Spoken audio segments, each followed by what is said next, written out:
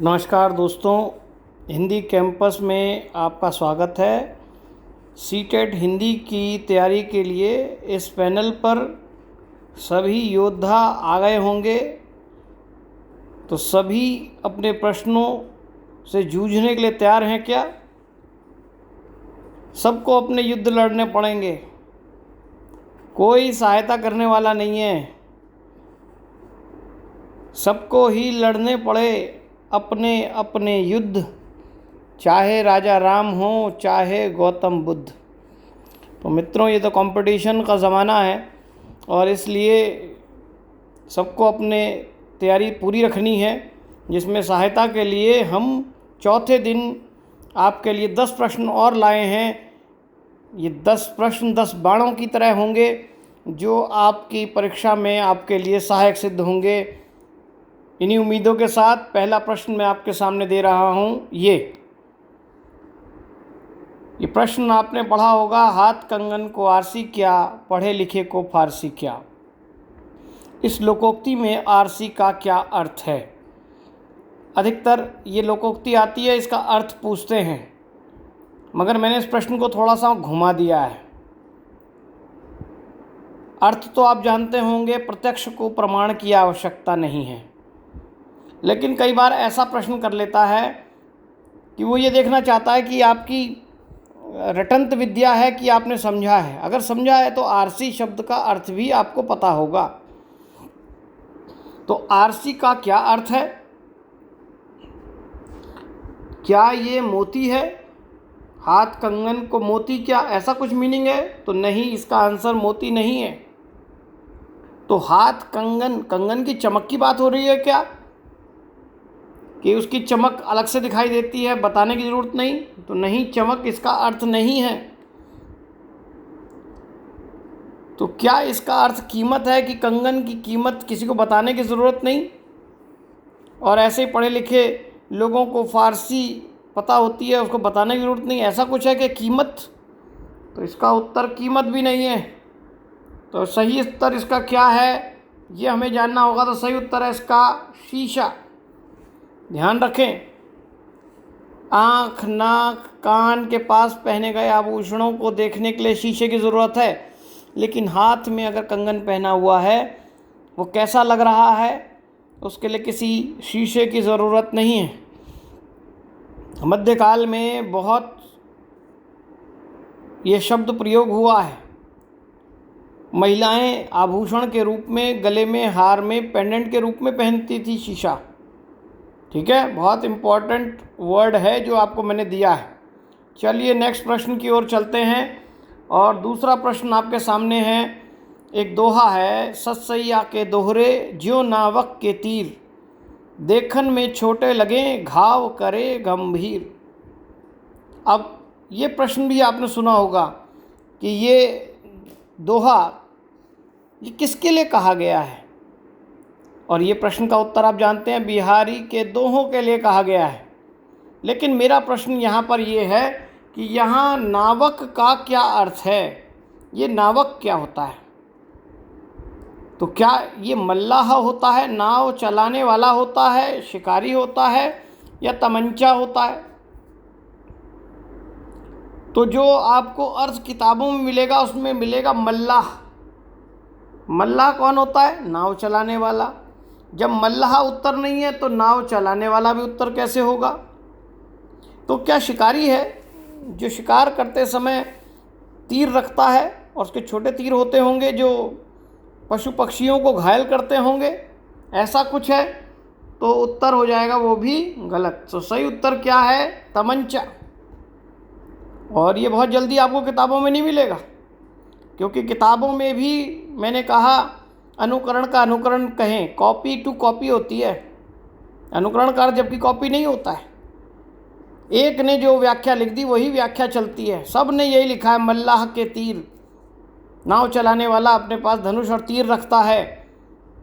वो देखने में छोटे होते हैं लेकिन जलचरों के लिए घायल करने वाले होंगे, गंभीर होंगे। दोहे ऐसे ही हैं, लेकिन यहाँ ये अर्थ नहीं है। ये अरबी का एक शब्द है, अरबी भाषा का, उस समय प्रयोग किया गया। और उसको उसमें उस अभी तक युद्ध के लिए, लड़ने के लिए तलवार, तीर आदि की व्यवस्था थी उस समय तक मुग़ल काल में, लेकिन पहली बार तमंचा लेकर आए, देसी कट्टा जिसे आप कहते हैं, और उसमें एक बारूद की गोली छोटी सी होती थी और वो तलवार से कहीं ज़्यादा घातक होती थी। उसको देखकर बिहारी के दोहों के लिए और उनकी सतसई को तमंचा कहा और उनके दोहों को तीर कहा। ठीक है, बहुत इम्पॉर्टेंट है, इसे भूलना नहीं है आपने। बड़ा दूर से छांट के लाया मैं आपका प्रश्न, ये आपके लिए। तीसरा प्रश्न देखिए कि 3 लोक से मथुरा न्यारी, इस लोकोक्ति का क्या अर्थ है? लोकोक्ति आपने पढ़ी है, जो आम लोगों के बीच में प्रचलित रही बात, उससे एक निहितार्थ हो गया, उसको लोकोक्ति का नाम दे दिया, लोक में प्रचलित होने के कारण। 3 लोक से मथुरा न्यारी, तो क्या इसका अर्थ है क्या सबसे प्यारा? मथुरा सबसे प्यारी है, कुछ ऐसा अर्थ है? तो आप देखेंगे इसका आंसर ये नहीं है। सबसे पाखंडी, मथुरा में जो पांडे मिलते हैं वो थोड़े पाखंडी होते हैं, इस दृष्टि से देख रहे हैं कि इसका अर्थ, तो ये भी इसका अर्थ नहीं है। भक्ति से संबंधित बात है कि तीनों लोकों में मथुरा सबसे भक्तिमयी स्थान होगा या भक्ति ही सर्वोपरि है। अगर ऐसा आंसर ढूंढ रहे हैं तो ये भी आंसर हमारा सही नहीं है। तो हमारा सही आंसर क्या है? सबसे अनोखा। इसका सही अर्थ है सबसे अनोखा। न्यारी का मतलब ही अनोखा है। ठीक है, तो ये आपके लिए विशिष्ट प्रश्न था लोकोक्ति से। मुझे आशा है कि आपको प्रश्न पसंद आ रहे होंगे। व्याकरण और से जुड़े हुए, व्याकरण के साथ साथ उसमें शब्दावली के संबंधी प्रश्न भी आपके लिए हैं। ये लीजिए, चौथा प्रश्न आपके सामने है और ये वाक्य शुद्धिकरण का प्रश्न है। उसके तो सारे इरादों पर पानी बह गया, इस वाक्य का शुद्ध रूप क्या होगा? तो पहला वाक्य कहता है उसके तो सारे इरादों पर पानी बह गया। ये कह रहे हैं पानी बह गया, सही है? ये गलत है। इस कारण नहीं कि पानी बह गया, इरादे शब्द के कारण भी गलत है, क्योंकि उसके सारे मतलब बहुत सारे, तो इरादों होना चाहिए, क्योंकि इरादे तब आता है जब कारक चिन्ह आए, लेकिन कारक चिन्ह आया हुआ है पर, इसलिए इरादों होना चाहिए। अब तीसरे वाक्य में देखिए, वहाँ फिर इरादे दिया हुआ है, तो पानी फैल गया हो, गिर गया हो, कुछ भी हो गया, तो ये वाक्य तो वैसे भी गलत है जहाँ इरादे शब्द है खाली, क्योंकि पर जो है कारक चिन्ह लगा है। जब कारक चिन्ह लगता है तो बहुवचन रूप जो है ओंकारांतम स्थिति में हो जाता है। ठीक है, अब देखिए दूसरा और चौथा, पहला और हमारा तीसरा तो गलत हो गया। दूसरे पे देखें, उसके तो सारे इरादों पर पानी गिर गया। इरादों शब्द तो सही लिखा है, लेकिन पानी गिरता है क्या?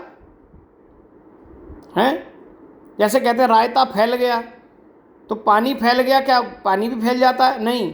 सही आंसर क्या है? उसके तो सारे इरादों पर पानी फिर गया, ये इसका सही रूप होगा। परीक्षा में ये सारे वाक्य एक से दिखाई देंगे, सही दिखाई देंगे। और कई बार बच्चा आप में से क्या गलती कर बैठता है कि एक ही त्रुटि को ढूंढता है और उसे लगता है कि मुझे सही आंसर मिल गया। आप देख रहे हैं उसमें 2 त्रुटियां थी, इरादे और इरादों वाला, और पानी बहता है कि गिरता है कि फैलता है कि फिर गया है, कहाँ पर क्या आना चाहिए? नल से पानी गिरता है, बहता है, फैलता है या फिर जाता है, तो हर स्थिति में अलग आंसर होगा। क्लियर हुआ? आनंद आ रहा है आपको? 4 प्रश्न हो चुके हैं, 5वें प्रश्न के बाद इंटरवल आ जाता है। तो चलिए 5वां प्रश्न देखिए, आओ खाना खा लें। अर्थ की दृष्टि से ये कैसा वाक्य है? आप जानते हैं अर्थ की दृष्टि से 8 वाक्य होते हैं। ये जो बात वक्ता कह रहा है, आओ खाना खा लें, क्या ये आज्ञा दे रहा है? तो ये आज्ञा नहीं दे रहा। आज्ञा तो ऐसी होती, चलो खाना खाओ, खाना खा लो, ऐसा कुछ होता।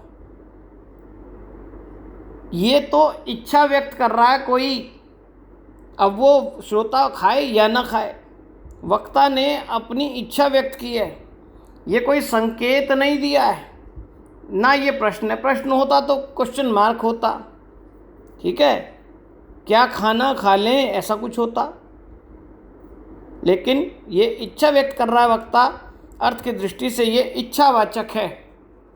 ठीक है, छठे प्रश्न की ओर चलते हैं। मित्रों, मेरा अनुग्रह तो आपको याद होगा, क्या है, सब्सक्राइब करें, लाइक करें और इन प्रश्नों को दूसरों को तक पहुंचाएं। जितना पहुंचाएंगे उतना आपका ही लाभ होने वाला है। चलिए छठा प्रश्न देखते हैं। रोटियां मोटी किंतु स्वादिष्ट थी, ये इसमें किंतु जो है रेखांकित शब्द कैसा अव्यय है? अव्यय तो आपने पढ़े हैं, अविकारी शब्द हैं, तो किंतु को आप देख रहे हैं अविकारी शब्द है। किंतु पर लिंग वचन कारक आदि का कोई प्रभाव नहीं पड़ेगा, ये तो स्पष्ट हो गया कि ये अव्यय है किंतु। लेकिन अव्यय कैसा है? विभाजक है, विरोध सूचक है, संयोजक है, या अव्यय का कोई भेद नहीं होता है? क्या आपने अव्यय के भेद पढ़े हैं? तो अव्यय के अविकारी शब्द के हमने भेद तो पढ़े हैं। कैसे पढ़े? क्रिया, विशेषण, विस्मय आदि बोधक, ऐसे पढ़े तो हैं। क्या ये भी पढ़े हैं? विभाजक अव्यय, विरोध सूचक अव्यय या संयोजक अव्यय, क्या ये अव्यय के भेद नहीं है या अव्यय के भेद नहीं होते? तो ये आंसर हो जाएगा गलत। अव्यय के भेद तो होते हैं और ये भी भेद हैं। इनमें से कौन सा भेद है वो देख के बताएं। संयोजक अव्यय नहीं है। क्यों नहीं है संयोजक अव्यय? संयोजक होता है जो जोड़ता है, जैसे राम और मोहन, इनको जोड़ रहा है दोनों को।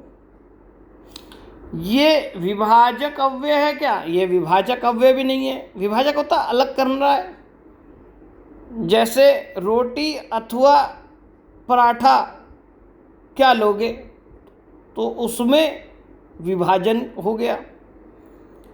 ये जो बात कही कि रोटी मोटी है, एक बात ये स्वीकार रहे हैं, किंतु स्वादिष्ट थी, यहाँ अपना विरोध दर्ज करा रहा है। तो ये जो है इसका सही उत्तर क्या है? विरोध सूचक अव्यय। ये इसका सही आंसर हमारे पास आता है। क्लियर हुआ? तो ये हमारा आंसर है विरोध सूचक अव्यय। मुझे लगता है बहुत लोगों ने इसे नहीं पढ़ा होगा, इस भेदों को। ठीक है, इसलिए ऐसे प्रश्न जो नए मैं आपके लिए लेकर आ रहा हूँ, इन्हें आपने ज़रूर पढ़ना है। और आपको बता रखा है स्वयं मूल्यांकन करते रहिए साथ साथ। किसके कितने नंबर आए?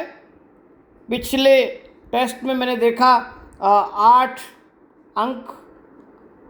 अंक जो हैं वहाँ तक भी ले गए हैं लोग, 8 अंक। अभी तक हाईएस्ट जो है मेरी परीक्षा में 8 अंक लाए हैं, और मिनिमम जो है 2 भी लाए हैं।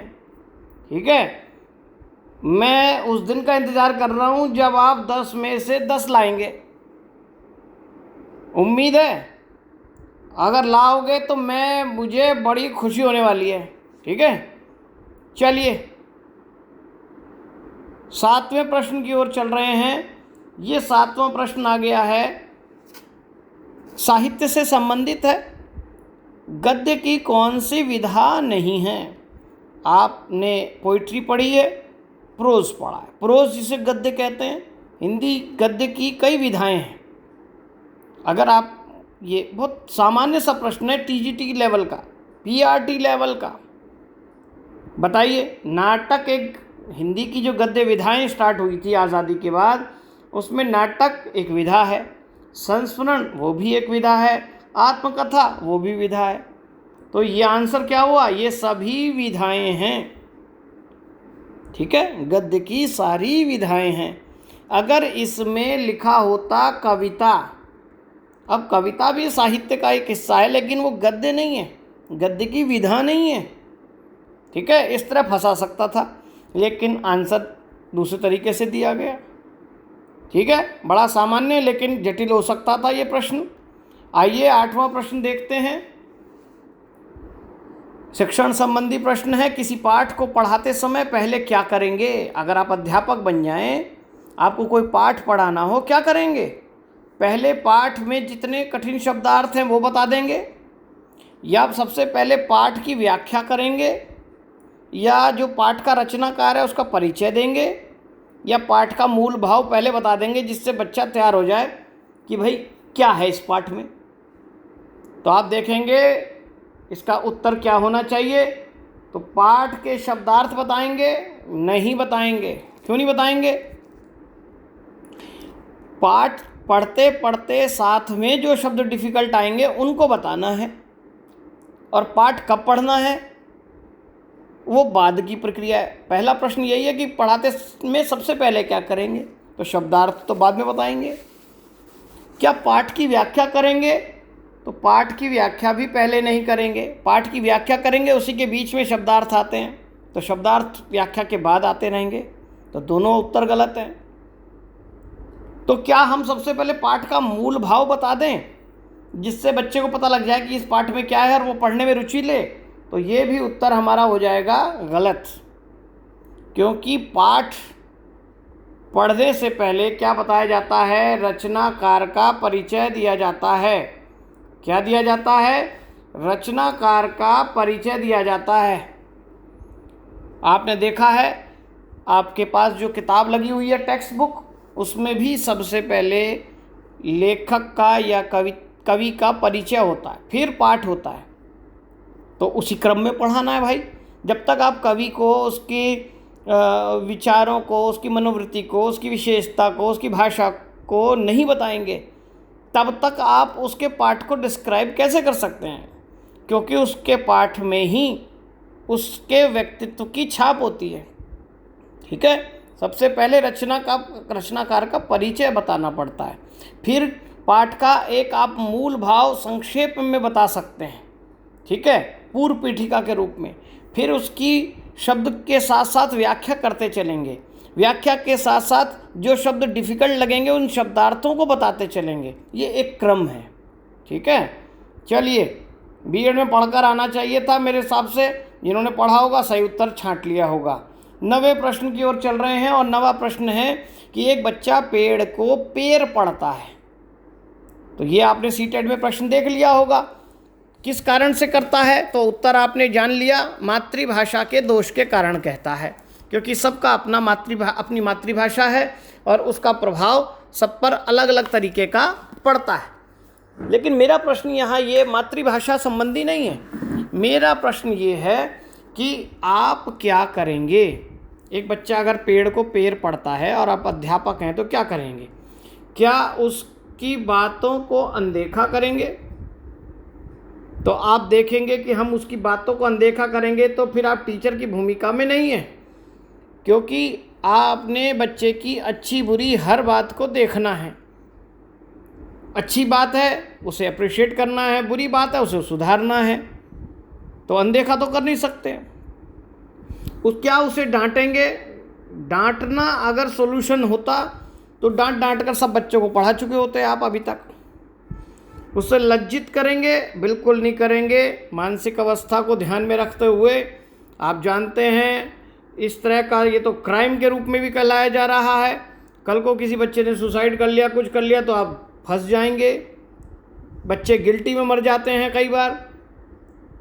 लज्जित करना उसका संदेश नहीं है। वास्तव में उसे मानक शब्द बताएंगे कि सही शब्द क्या है।